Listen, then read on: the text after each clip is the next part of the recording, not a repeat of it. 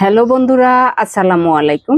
Papdi mushroom and agro ফার্মের পক্ষ থেকে সবাইকে শুভেচ্ছা। আশা করি সবাই ভালো আছেন। একজন শ্রদ্ধেয় মাশরুম ভোক্তা উনি জানতে চেয়েছেন যে নিজে খাবারের জন্য ঘরে মাশরুম চাষ করতে চাচ্ছেন, কিন্তু সংরক্ষণ কিভাবে করবেন না শুকিয়ে। আপনি 50টা স্পুন ধারাবাহিকভাবে কাটবেন এবং কিভাবে কাটবেন সেটা আমি আরেকটা ভিডিওতে জানিয়ে দেব, কিন্তু আপনি সংরক্ষণ কিভাবে করবেন সেটা আমি বলে দিচ্ছি।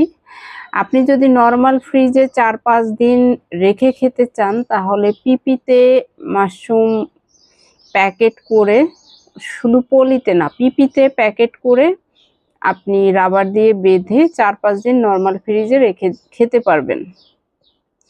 আর যদি আপনি 15 দিন রেখে খেতে চান, সেক্ষেত্রে আপনি বক্সের মধ্যে মাশরুম রেখে আপনি ডিপ ফ্রিজে সংরক্ষণ করে 15 দিন পর্যন্ত রেখে খেতে পারবেন।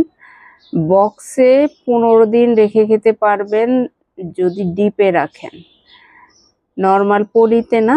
আপনি যদি যে কোনো বক্স বা বাটিতে, ঢাকনা সহ বাটিতে আপনি যদি 15 দিন রেখে খেতে চান, তাহলে কোনো বক্স বা বাটিতে মাশরুম সংরক্ষণ করে আপনি 15 দিন রেখে খেতে পারবেন।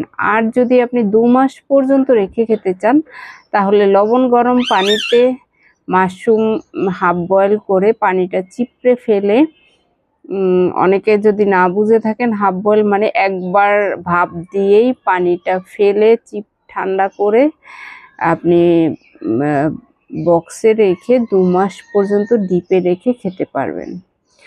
এটাও পলিতে না, আপনি কোনো প্রকার পিপি বা পলিতে না, আপনি বক্সে রেখে 2 মাস পর্যন্ত খেতে পারবেন। মোট কথা, নর্মাল ফ্রিজে রাখলে আপনি পিপিতে রাখবেন 4-5 দিন, 15 দিন রাখলে বক্সে মাশরুম রেখে খেতে পারবেন ডিপ ফ্রিজে। আর যদি 2 মাস পর্যন্ত খেতে চান, তাহলে লবণ গরম পানিতে সিদ্ধ করে পানিটা চিপড়ে ফেলে বক্সে ডিপে রাখলে আপনি 2 মাস পর্যন্ত রেখে খেতে পারবেন। আশা করি ভিডিওটি দেখে একদম ক্লিয়ার।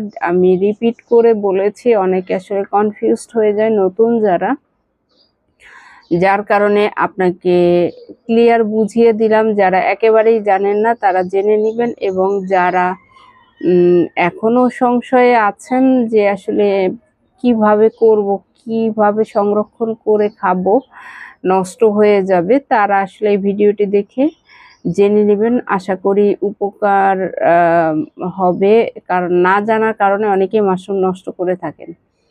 ভালো থাকুন, সুস্থ থাকুন, এবং প্রতিটা ঘরে প্রতিটা দিনই যদি আপনি মাশরুম রাখেন, আপনার রোগ বিরোগ প্রতিরোধ ক্ষমতা থেকে আপনি অনেকটাই রেহাই পাবেন। কারণ মাশরুম এমন একটা পুষ্টিগুণ যেটা অন্য কোনো খাবারের মধ্যে পাওয়া যায় না। সেটা আপনি কিনে খান বা নিজে চাষ করে খান, প্রতিদিনের খাদ্য তালিকাতে মাশরুম রাখার চেষ্টা করুন এবং সুস্থ থাকুন, ভালো থাকুন। আল্লাহ হাফেজ।